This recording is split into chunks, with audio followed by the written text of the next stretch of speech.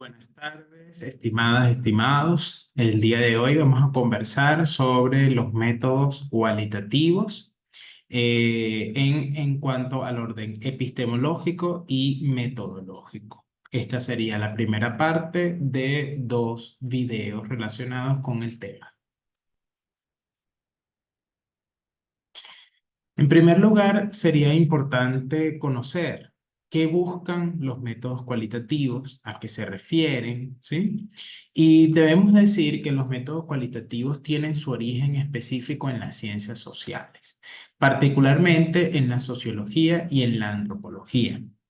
Hay que decir que dentro de la sociología, la tradición de la escuela histórica alemana desde el siglo XIX planteó la necesidad de que las ciencias sociales, llamadas en aquel entonces ciencias del espíritu, diferenciasen su objeto y método de estudio de las ciencias naturales.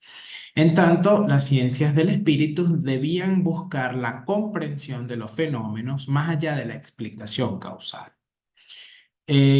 Max Weber, en su sociología comprensiva, entonces planteó, en principio, por supuesto, el concepto de acción social como el objeto de estudio de su sociología y, digamos, intentaba utilizar como método de estudio para acercarse a la acción social, la interpretación como mecanismo para alcanzar la comprensión del fenómeno de la acción social y posteriormente imputar alguna relación causal.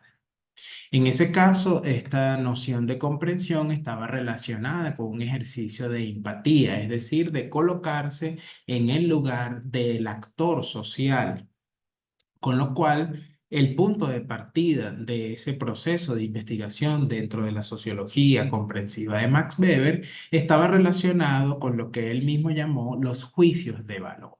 Es decir, que toda nuestra carga valorativa planteaba de alguna manera el punto de partida de la investigación dentro de la sociología de Max Weber. De igual forma, para Max Weber, la sociología buscaba conocer los fenómenos de una manera finita, es decir, que la acción social no puede concebirse en su totalidad, ¿ok? Es dinámica y que además la totalidad es inaprehensible. Solamente es posible que el investigador alcance a conocer una parte de los fenómenos y nunca su totalidad, debido a que la misma carga subjetiva que se halla dentro del proceso de investigación social le impide aprehender esa totalidad. De esta manera, pues, la idea de objetividad propia digamos, del modelo empírico analítico queda relegada a un segundo plano y esa noción de neutralidad valorativa que concebía el modelo empírico analítico para dar sentido a la idea de objetividad queda como una paradoja no resuelta dentro de las ciencias sociales. De manera que la objetividad podría alcanzarse por un ejercicio de imputación causal como un segundo paso después del proceso de interpretación de la acción social para comprenderla y a partir de los juicios de hecho, es decir, de la contrastación en la realidad de un conjunto de datos frente a los juicios de valor, era posible alcanzar digamos, un conocimiento un poco más objetivo o un poco más acabado de la realidad. ¿Y a qué viene todo esto con los métodos cualitativos? En principio, porque los métodos cualitativos, tomando en cuenta como punto de partida el concepto de acción social en Max Weber, dan un sentido de acción, ¿ok? De autonomía al sujeto. Un sujeto que es capaz de dotar de sentido su propia acción, aunque ésta esté orientada a los otros. y marca una distinción entre el concepto clásico de sujeto social propio pues de Durkheim y del funcionalismo, en donde se concibe a este sujeto como una persona que recibe desde un afuera, ¿ok? O desde una entidad exterior llamada sociedad, un conjunto de modos de hacer y de pensar de forma coercitiva. Aquí el sujeto sí que orienta su acción en función al otro, en función a los grupos, a las sociedades, pero da un sentido a su propia acción. Y además tiene la posibilidad de actuar conscientemente frente a ello. Esto es el punto de partida para esta cosa llamada punto de vista del sujeto que caracteriza a los métodos cualitativos, pero también toda esta noción, por ejemplo, de la investigación como finita, es decir, que tiene un punto, o sea, que lo que investigamos no es una cosa que no podrá ser rebatida en el futuro, sino que lo que investigamos tiene puntos y fecha de culminación y que posteriormente podrán venir nuevos puntos de vista que lo contradigan. Y además esta idea de la imposibilidad de aprender la totalidad también forma parte de lo que se conoce como los métodos cualitativos, ¿no? O de la noción epistemológica propia de los métodos cualitativos. Además, la idea de interpretación es tomada justamente como una de las vías, uno de los caminos para el trabajo desde lo cualitativo. Y ya vamos a ver exactamente qué es lo que intentan interpretar los métodos cualitativos.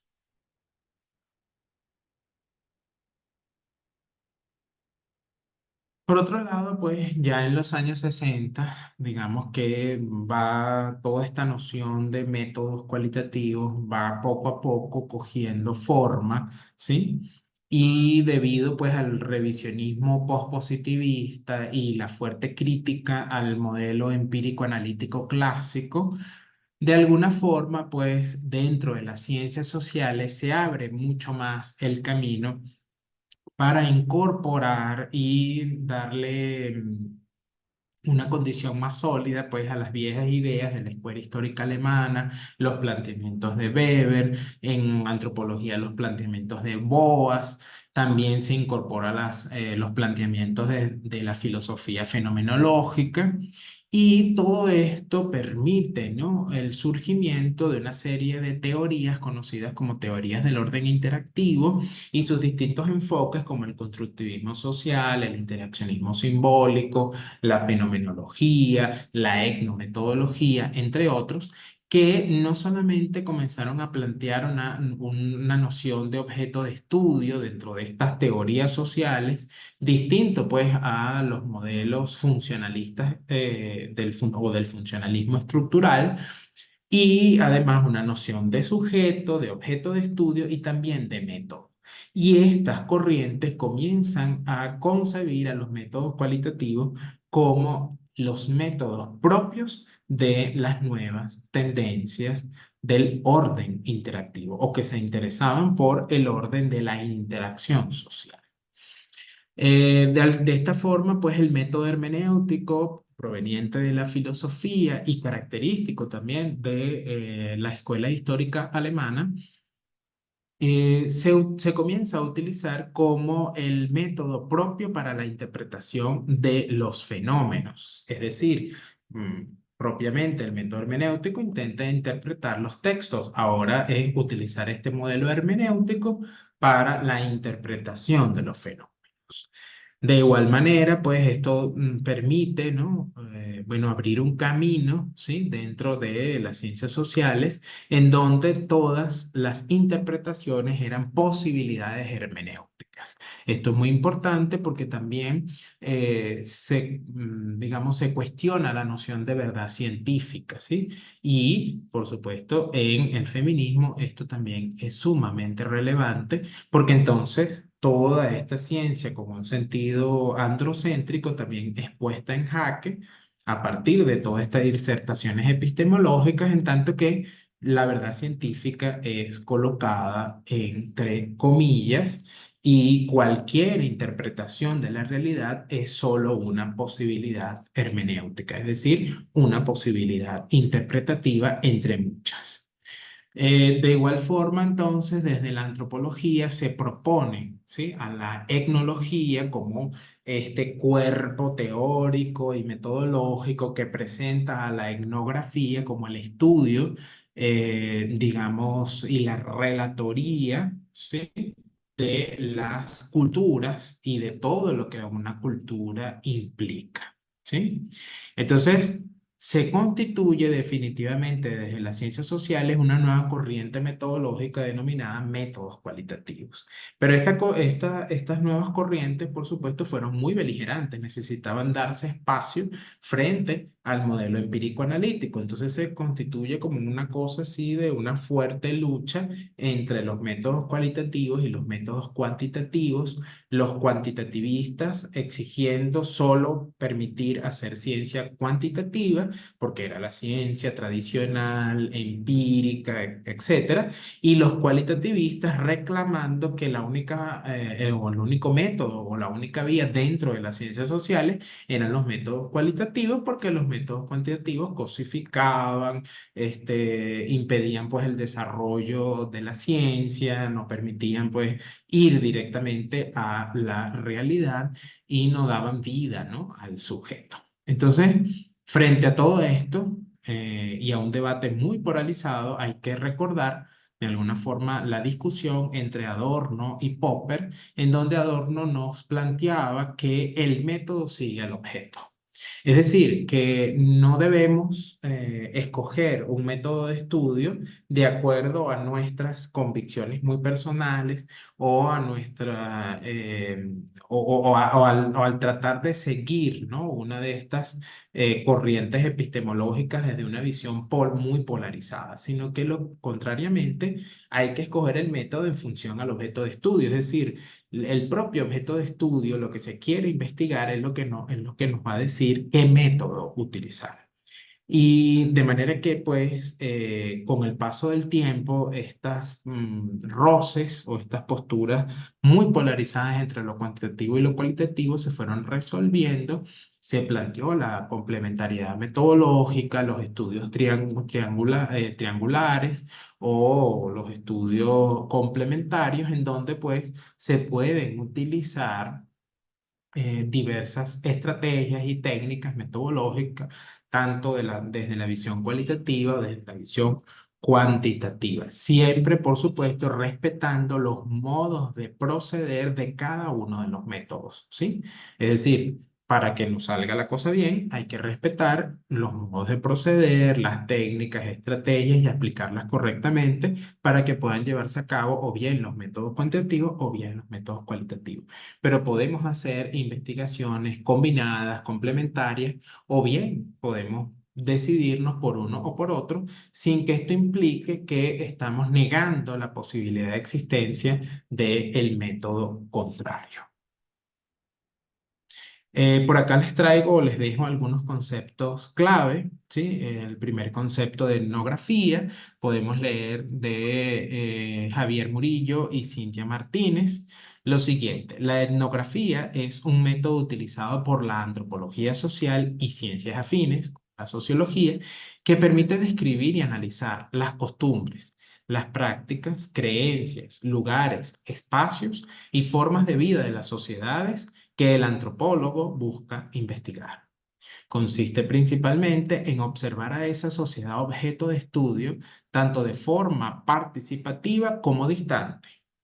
Es decir, que podemos meternos en ella o no y registrar lo visto, escuchado y experimentado dentro de ella con el fin de interpretarlo y convertirlo en una fuente de datos. Todo esto que ustedes acaban de escuchar acá son los métodos cualitativos. Eso es lo que se hace como método cualitativo.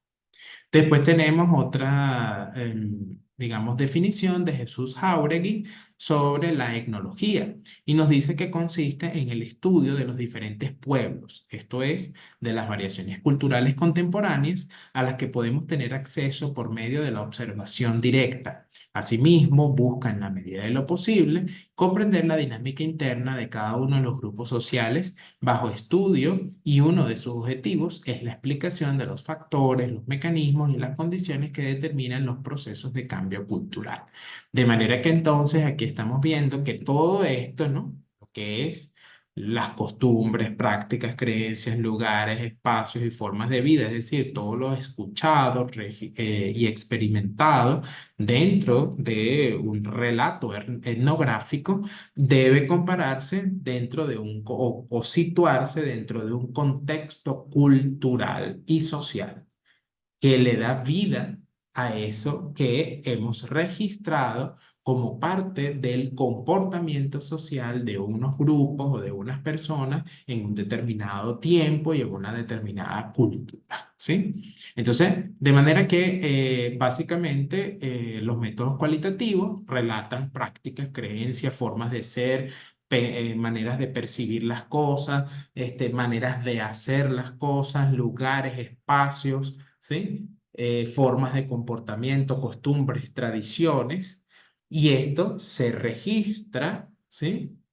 Todo lo visto y escuchado se registra, se convierte en una fuente de información, pero se interpreta en función al contexto histórico y cultural y social que lo determina. Es decir, no podemos mirar todas estas fuentes de información desde la visión del investigador, sino que hay que, o de la investigadora, sino que hay que darle vida desde la visión propia de las personas y del contexto cultural en el cual emergen pues todas estas prácticas sociales y culturales. De manera que, bueno, la etnografía es un método utilizado tanto por la antropología como por la sociología.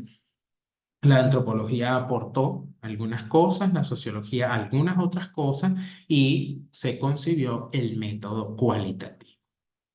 Por otro lado, tenemos acá desde la sociología, Garfinkel nos habla en torno al concepto de etnometodología y nos dice que etno parecía designar de alguna manera la posibilidad para un miembro del conocimiento del sentido común de su sociedad, en tanto conocimiento del sentido común de lo que fuere. Esto lo que quiere decir de alguna forma es que la etnometodología es el método para conocer el conocimiento o para comprender e interpretar el conocimiento del sentido común dentro de una sociedad específica. Y que ese conocimiento del sentido común puede ser cualquier cosa en función al contexto, ¿sí? Social, histórico y cultural que lo determine, ¿sí? Entonces, un poco aquí también vamos viendo que los métodos cualitativos se interesan por el conocimiento del sentido común y que además es el lenguaje del sentido común el que vamos a reconstruir, ¿sí? Cuando trabajamos con métodos cualitativos.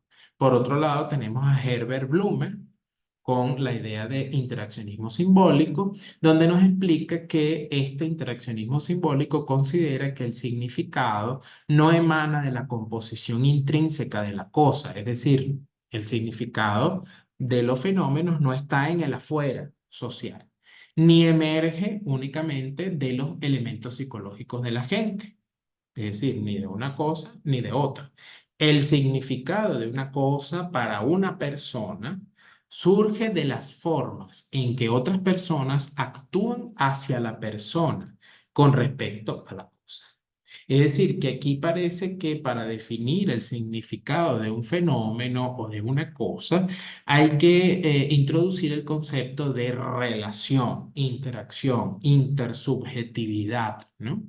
Y cómo en la interacción es que dotamos de sentido a las cosas, ¿no? Entonces no es una cuestión de un afuera que parece abstracto, tampoco es una cosa de lo puramente íntimo y psicológico, sino que es una cosa relacional. Y ese conocimiento del sentido común es propiamente relacional.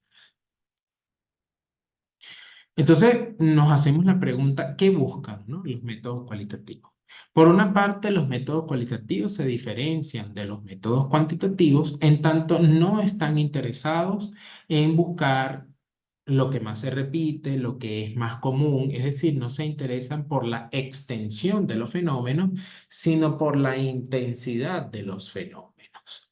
Es decir, por las cosas que son particulares y específicas de los fenómenos. Dan valor, además, a la reconstrucción de la realidad desde el punto de vista del sujeto. Si buscamos particularidades, entonces hay que ver el punto de vista de la persona y cómo la propia persona define la situación, la interpreta, le da sentido desde el conocimiento práctico, desde el conocimiento del sentido común, cómo percibe e interpreta su propia realidad de acuerdo al contexto histórico y social que da sentido a su acción. Es decir, aquí hay todo un tema con las expectativas sociales, el rol social, es decir, hay varias cosas allí implicadas. Los métodos cualitativos dan vida, ¿no?, a la noción de dinámica social, es decir, todo contexto histórico y social es cambiante y situacional.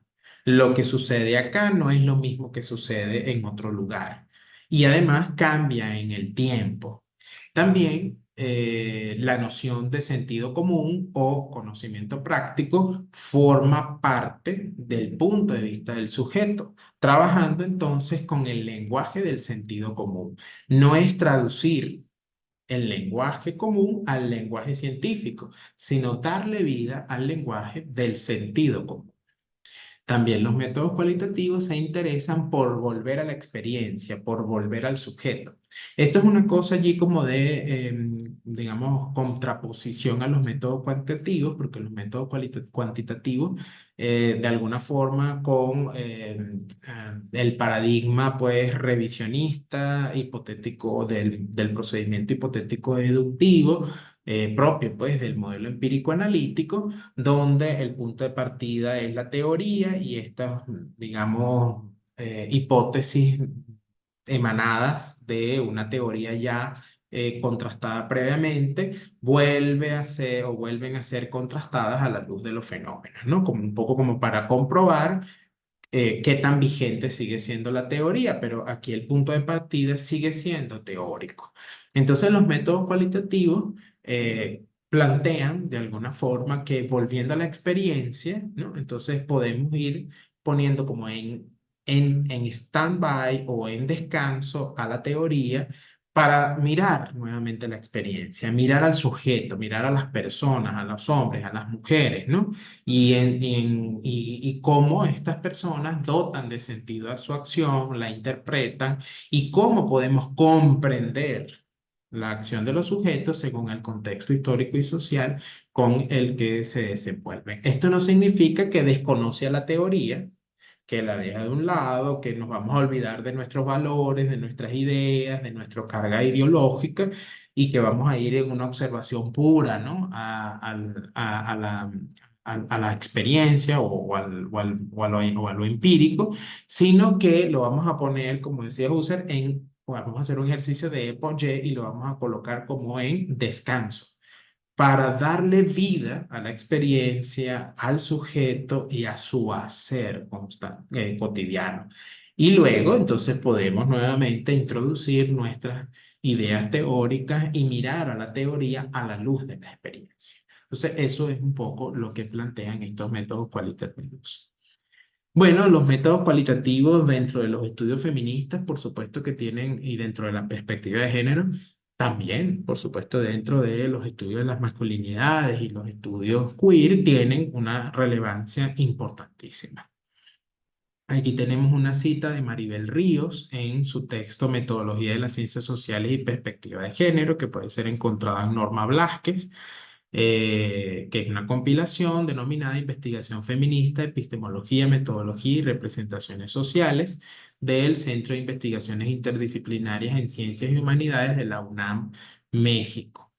donde nos dice que desde la perspectiva interpretativa, crítica y del punto de vista feminista resulta muy pertinente trabajar desde la metodología cualitativa, ya que son compatibles los diferentes métodos para trabajar en diversas disciplinas y permite una mayor profundidad con un menor número de casos. Se logra un mayor acercamiento a cada uno de los participantes en la investigación y se recogen emociones y afectos entre ellos. Se propicia la triangulación de diversos métodos para recoger los datos con el propósito de obtener lo más verídicamente posible las acciones, los sentimientos, las significaciones, los valores y las interpretaciones. Es decir, las identidades de las personas entrevistadas, en este caso, bueno, las mujeres, ¿no? Si es estudios queer, pues las personas LGBTI. Si es estudio de las masculinidades, bueno, los hombres, ¿no? Entonces, vemos acá dos cosas. La primera, que no es que los estudios feministas, o queer, o de perspectiva de género, o los estudios de masculinidades no utilizan los métodos cuantitativos, sino solo utilizan los cualitativos. No. De hecho, la investigación feminista utiliza muchísimo los métodos cuantitativos porque cotidianamente se están revisando indicadores de pobreza, indicadores de medición de horas de las cargas de cuidado, indicadores, por supuesto, pobreza de las mujeres, indicadores de violencia contra las mujeres, indicadores de salud sexual y de salud reproductiva, ¿sí? Un poco, por supuesto, para mirar cómo viven las mujeres en su extensión, qué es lo que más se repite, qué es lo que es más común, y comparar estos datos de estos indicadores con datos de hombres, ¿no? Para evidenciar las desigualdades de género. Pero por otro lado, se utilizan los métodos cualitativos, entonces, para ver cómo justamente estas variables, ¿ok? Son vividas percibidas e interpretadas por las mujeres, por los hombres en el caso de las masculinidades, o por las personas LGBTI en el caso de los estudios queer, de acuerdo a sus conocimientos del sentido común, ¿sí? De acuerdo a su percepción, a sus representaciones sociales, a cómo viven el día a día, ¿no? Y es acá donde entonces se observa la profundidad de los métodos cualitativos. Por otro lado, los estudios feministas, por supuesto, que añaden a los métodos cualitativos la idea de que dentro de ese contexto social, en donde hay relaciones de poder, por supuesto, en la interacción, esas relaciones de poder describen relaciones de género en donde por supuesto, las mujeres ocupan un lugar de subordinación frente a los hombres. De manera que no es una interacción, digamos, aislada, sino que es una interacción mediada por el poder y en esas relaciones de poder las mujeres ocupan un lugar de subordinación. Esto es lo que añade la teoría crítica feminista y del punto de vista a los métodos cualitativos.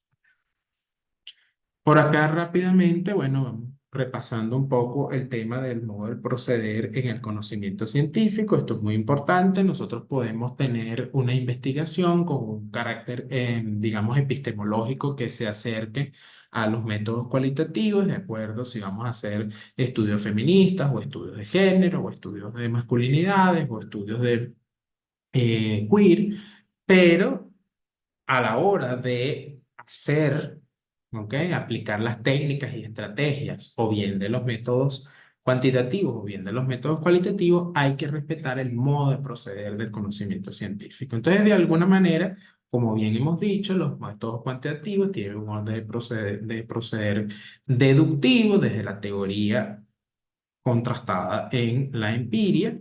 Y en el caso de lo cuantitativo, se dice que lo cualitativo tiene un modo de proceder inductivo, es decir, que si estamos hablando de volver a la experiencia, entonces parece que el punto de partida es, bueno, los datos, lo empírico, la observación, ¿sí? Y que esos datos, esa información se interpreta, se categoriza, se hacen generalizaciones empíricas y reconstruimos la experiencia a la luz de la teoría, ¿no? Entonces aquí tenemos, bueno, las declaraciones de las personas se constituyen en un corpus Este corpus está lleno de subcategorías y categorías, por supuesto, cada vez más teóricas, unas más concretas, otras más teóricas, generando conclusiones y reconstruyendo la experiencia desde la teoría. Ahora bien, dejamos entre comillas esto de procedimiento inductivo porque no es volver al modelo empírico analítico clásico en donde había una idea de observación pura. Recordemos que todo lo contrario, el punto de partida de los métodos cualitativos son los valores. ¿Ok? Y estamos muy claros y claras de que vamos a la investigación cargados de valores y que son los valores los que nos van a permitir acercarnos al objeto de estudio con un determinado sentido. Por ejemplo, ¿sí? Si nuestras experiencias y nuestros valores pues nos han hecho, ¿no? Que nos interese, por ejemplo, la violencia contra las mujeres, entonces evidentemente es porque vamos a tratar de dar sentido, ¿sí? A la voz de las mujeres que son víctimas de violencia, por ejemplo.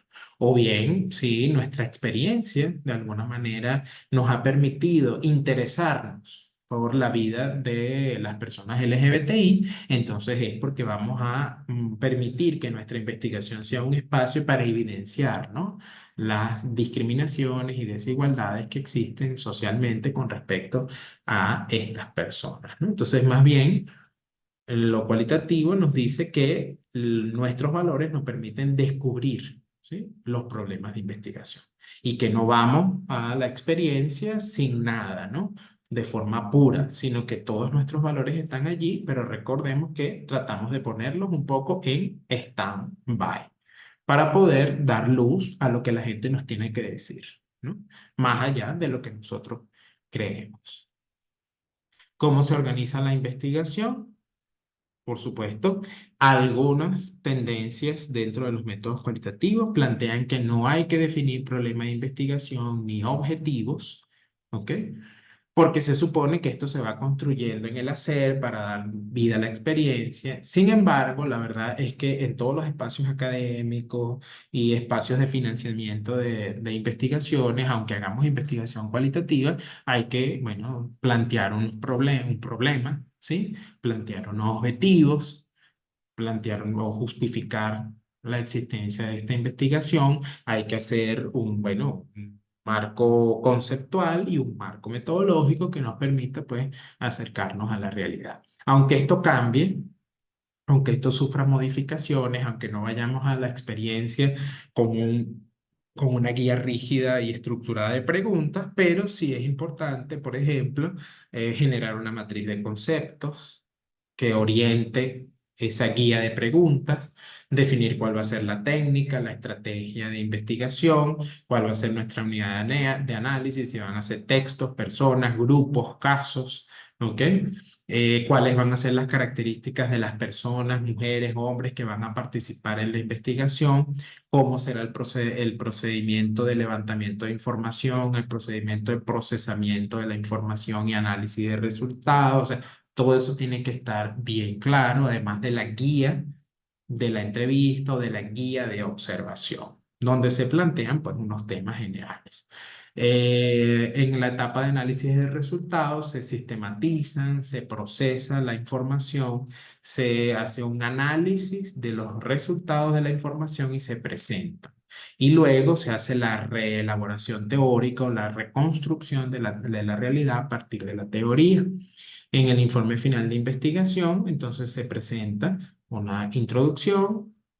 Pueden haber tres capítulos. Un primer capítulo suele ser más teórico, un segundo capítulo tiene algunas nociones más metodológicas y un tercer capítulo pues expone el análisis teórico de los resultados.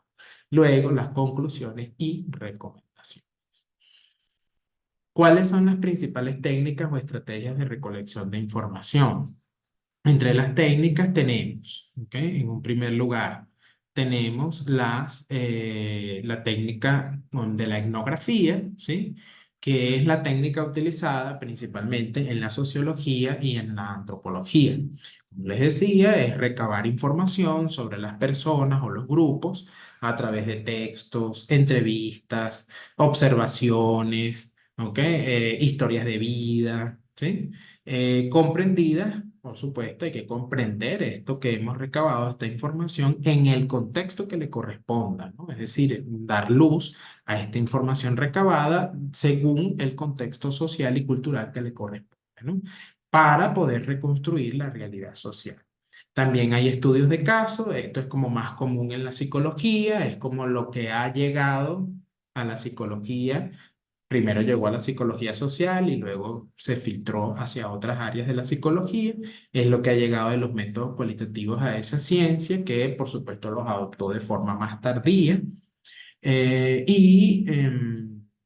Intentan pues como recabar información, se utiliza la observación, se utilizan entrevistas, algunos otros datos, se cotejan también, pudieran cotejarse también algunos datos cuantitativos como para parte de este background de información que se requiere para el estudio del caso y se analiza pues el contexto y la vida de quien sea estudiado o en los casos particulares. Solo que acá, fíjense, en la etnografía pues hay muchos temas, ¿no? Implicados. Aquí se escogen los casos en función a un tema específico, ¿no? Entonces es algo así como la etnografía, pues podemos trabajar muchos aspectos, aquí se sitúa, ¿no? En un aspecto más específico. Entre las estrategias para hacer etnografía o para hacer estudios de caso, las más principales son la entrevista y la observación. La entrevista no es más que, por supuesto, recabar información del discurso, de lo que dicen las personas, ¿ok? En un tiempo o en un periodo de tiempo estimado.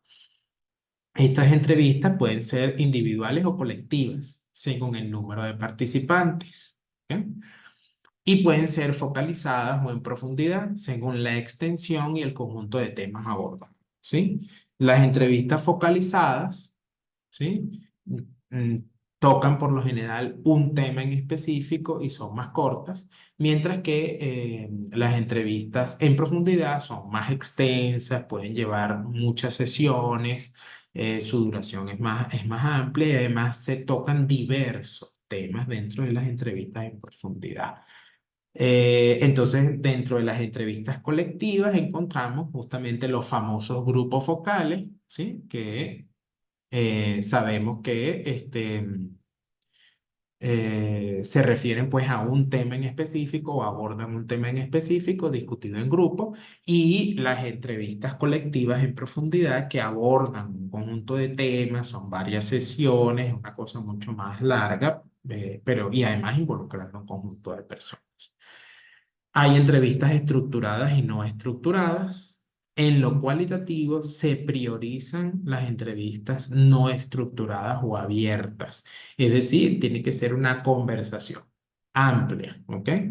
Se plantean algunos temas. Vamos a conversar sobre tal cosa y dejamos que la gente hable, ¿sí?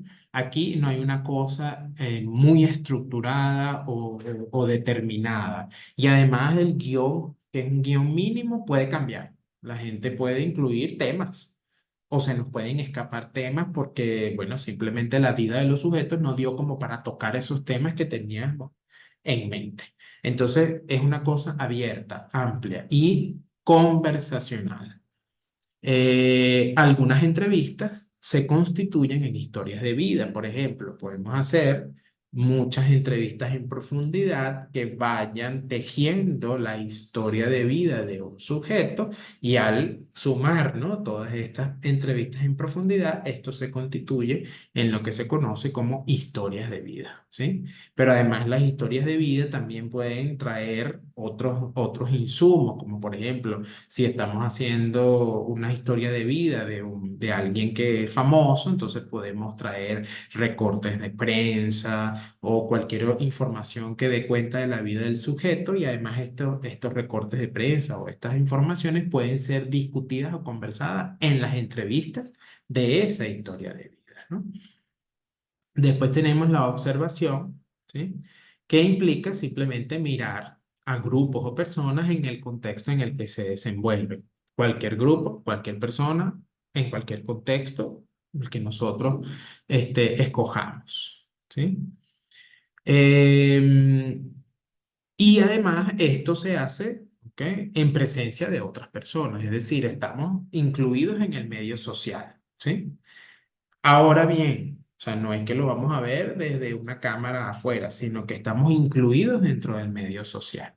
Y esa observación puede ser no participante, es decir, la investigadora o el investigador está metido en el medio social, pero nadie sabe que es un investigador o investigadora, o puede ser participante, ¿ok?, que, mejor dicho, fíjense esto, es no participante, ¿ok?, es decir, que permanece callada, no participa en la dinámica social, solo observa, a veces no conocen el rol o sí pueden conocer el rol, ¿ok? Pero se mantiene al margen de la situación y hay observaciones participantes en donde el investigador o la investigadora forma parte de la dinámica social, actúa como un agente más de la dinámica social y puede que los sujetos a su alrededor conozcan su carácter de investigador o no lo conozcan, ¿sí? En ambas, o en la participante o no participante, pueden conocer o desconocer el carácter de investigador o investigadora de quien lo hace, ¿sí? También puede ser estructurada o no estructurada, es decir, puede haber un guión muy estricto o puede no haber guión, sino simplemente vamos a observar lo que vamos a observar, ¿no?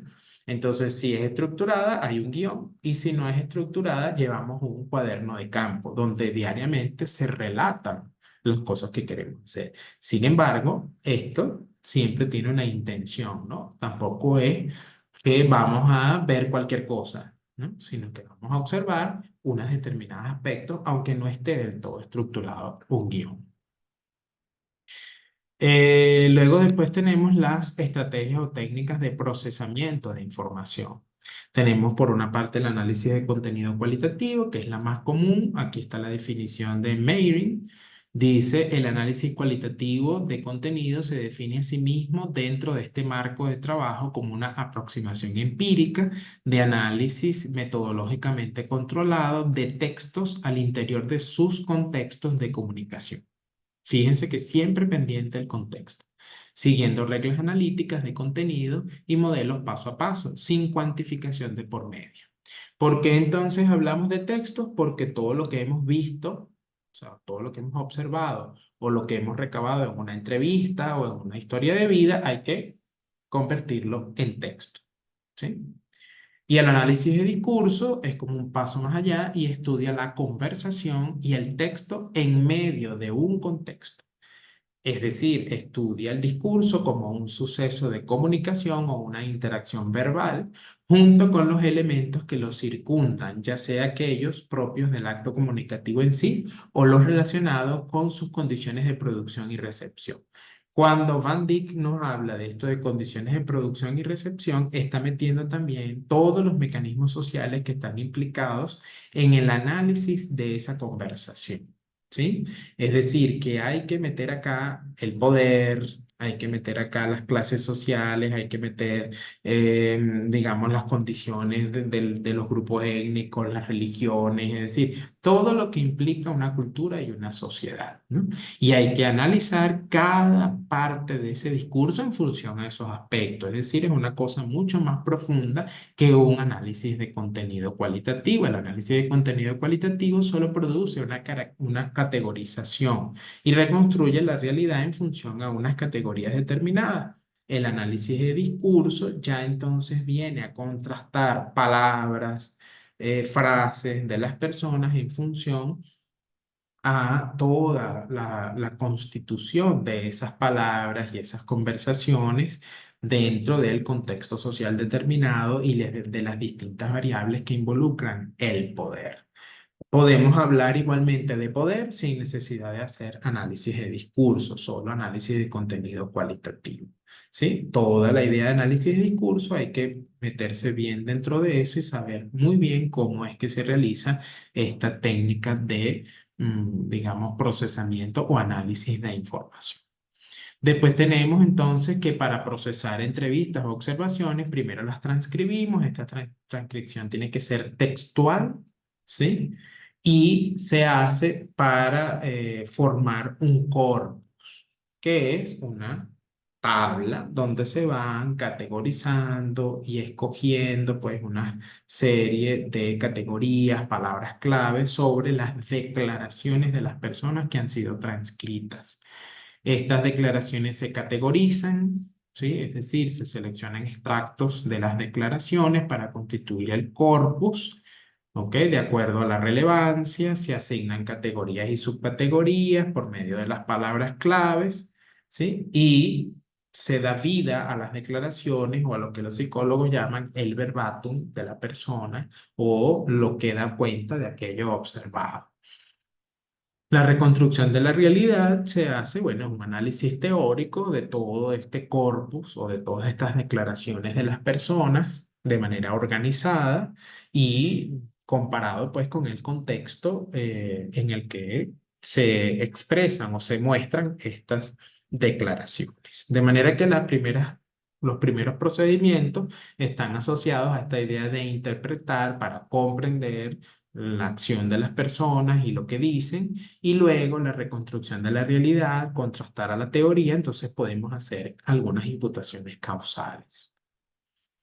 Hasta acá, bueno, esta disertación en torno a los métodos cualitativos y tendrán luego una segunda parte en donde podemos profundizar en algunos otros aspectos procedimentales y metodológicos. Acá les dejo algunas bibliografías que pueden consultar para estudiar con mayor profundidad a los métodos cualitativos y por supuesto con una perspectiva de género. Muchas gracias.